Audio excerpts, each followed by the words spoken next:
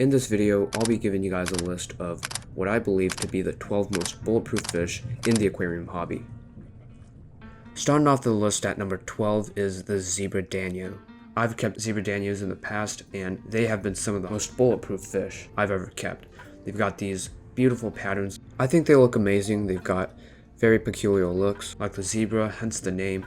These fish are very active. They're always going to be darting around your tank. I would recommend this to beginner fish keepers who are looking for a strong and hardy fish. They're very similar to the leopard danios, so zebra danios, leopard danios, you could group them as one. Zebra danios are very easy to keep, not sensitive to water fluctuations, stuff like that.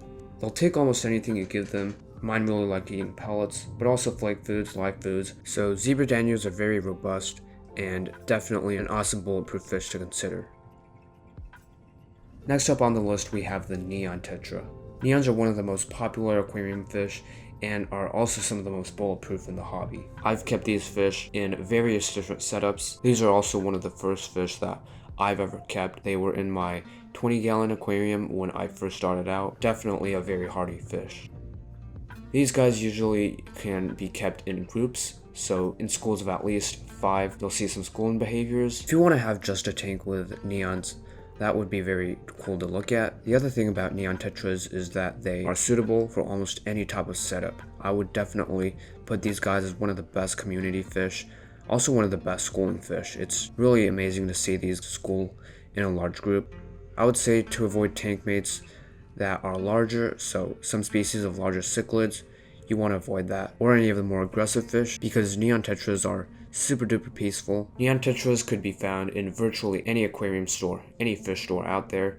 They are so popular. In fact, they're sold in the millions each year. They're like one of the most sought after aquarium fish, and you can easily see why. They're very good looking. They have a beautiful blue stripe that goes across their body. These fish grow to around 1.5 inches, so they stay relatively small. You do need to make sure to not get these guys mixed up with cardinal tetras. Both are very similar and equally as unique.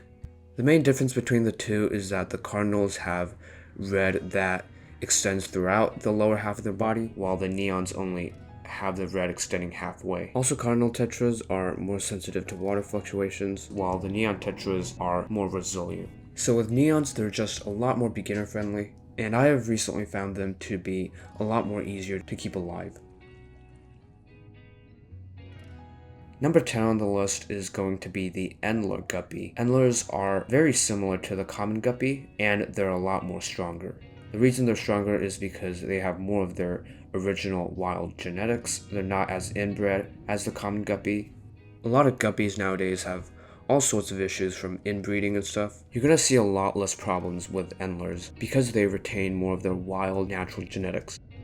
Endlers are oftentimes more immune to diseases. They are very strong. Just like guppies, Endlers will breed super quickly. They are live bearers. If you get a pair of them or two, in a couple weeks, you're probably going to see lots of babies.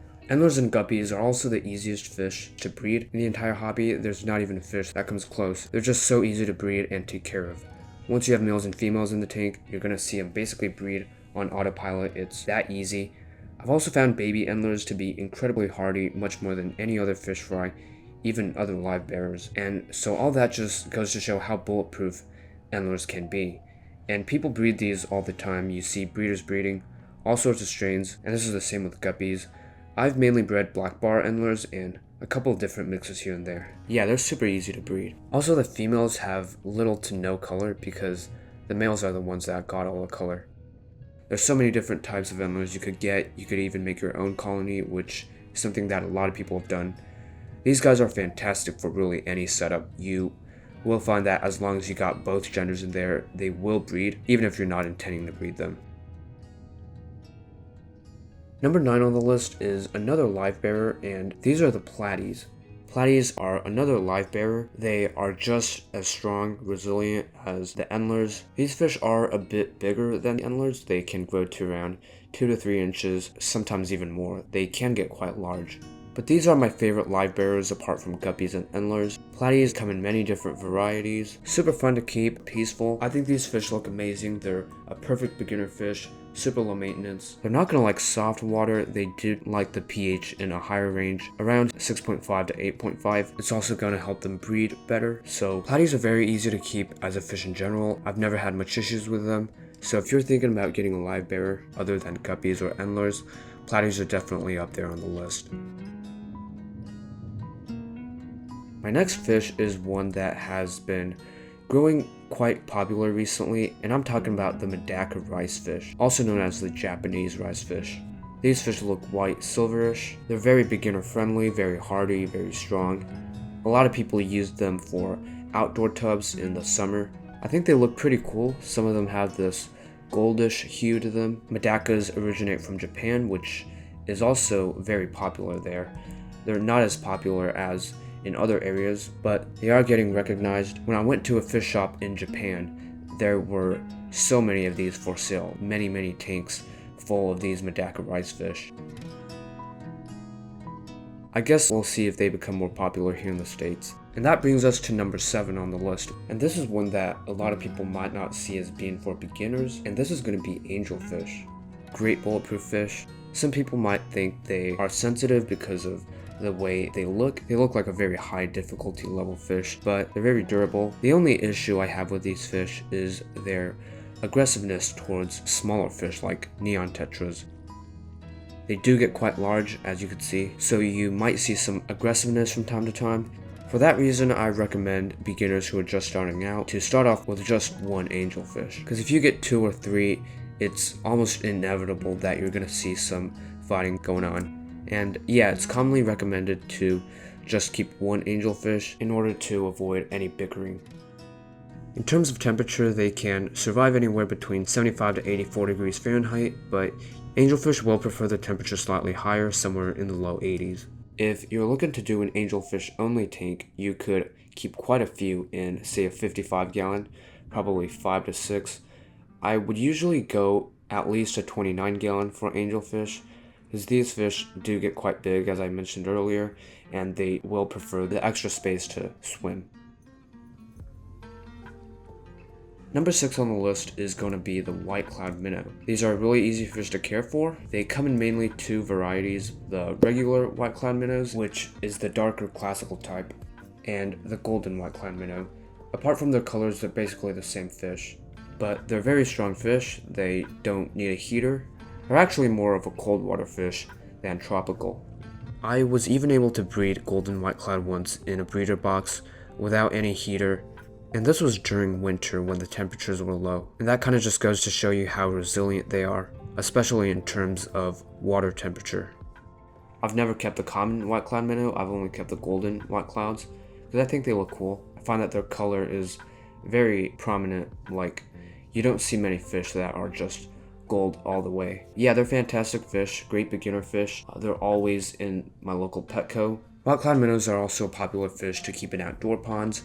They can survive temperatures as low as 60 degrees Fahrenheit, which is pretty low. I've kept them from 65 degrees to 77 degrees, and they do the exact same. They do fine. And for that reason, you probably don't want to get the temperature in your tank anywhere over 80 degrees Fahrenheit, because they are a cold water fish after all. White clouds are definitely on my hardest to kill fish list. Number 5 is going to be the bristlenose pleco. Great beginner algae eater.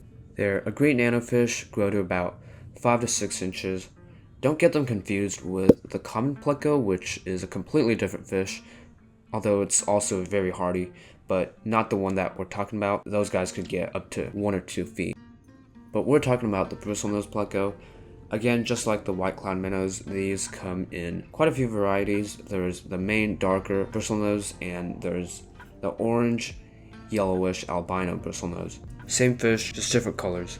I think these are the best algae eaters to get when you're just starting out. They're really hardy, just like the guppies and neon tetras. It's really fun to see them grow from a tiny little fish, no bigger than tadpole, to full maturity. They're not very sensitive, unlike some species of corridors. You'll often see them sold as babies, but even when they're tiny, they're really easy to care for, really easy to raise.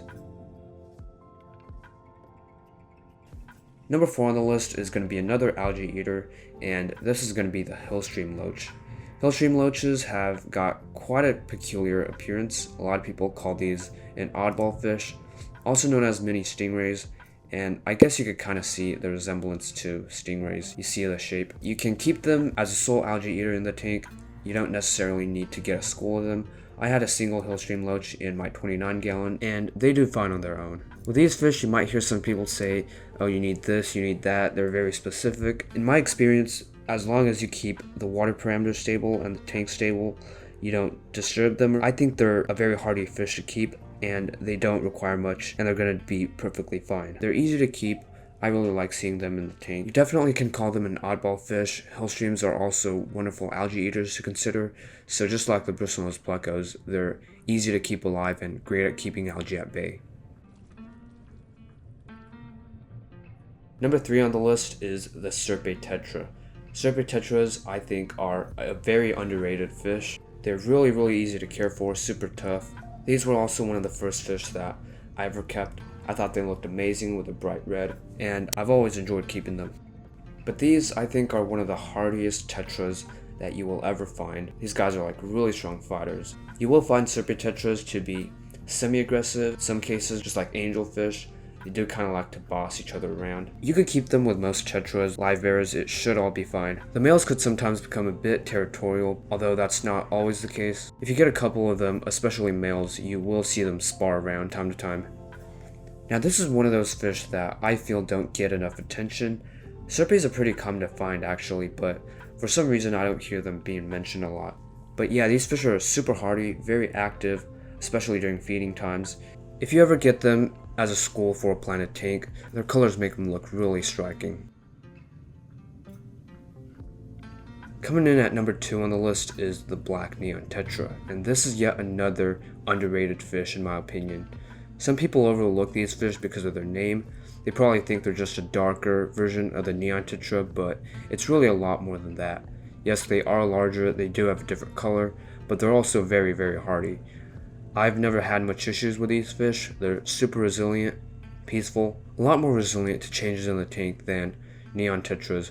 I feel like the reason is probably because they're less commercially bred, so a lot less than the neon tetras, which are bred so much in fish farms. That would probably make their genetics more wildish. But black neon tetras, great schooling fish, and I think they're bulletproof. And a lot less inbred. They're not at all picky about the water hardness. You can keep them in a pH range of anywhere between 5 to 8, which is basically from extremely soft to high. So black neon tetras, definitely a bulletproof fish. Also a great community fish.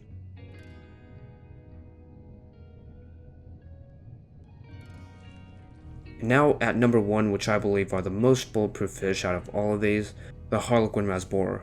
I think Harlequins are the most easy to care for aquarium fish, best beginner fish, extremely bulletproof. You are going to see some territorial behavior from time to time, especially if you got a lot of males. Harlequin rasboras are really similar to the Aspe rasboras. They're almost like the same fish, so you could see them as one. You can keep these in a tank with guppies, endlers, neon tetras, danios. They don't really bother anyone. Harlequins do like to go after fish fry, so they will pick up guppy fry here and there. They can help the population control by keeping the numbers down. I think these are the ultimate beginner fish. They're extremely easy to care for. They're going to do well as long as the temperature, pH, everything's a normal range. And you will find Harlequin rasboras to be one of the strongest fish in the aquarium hobby. Let me know down in the comments which one of these fish you think is best. Be sure to subscribe down below, and I'll see you all in the next one.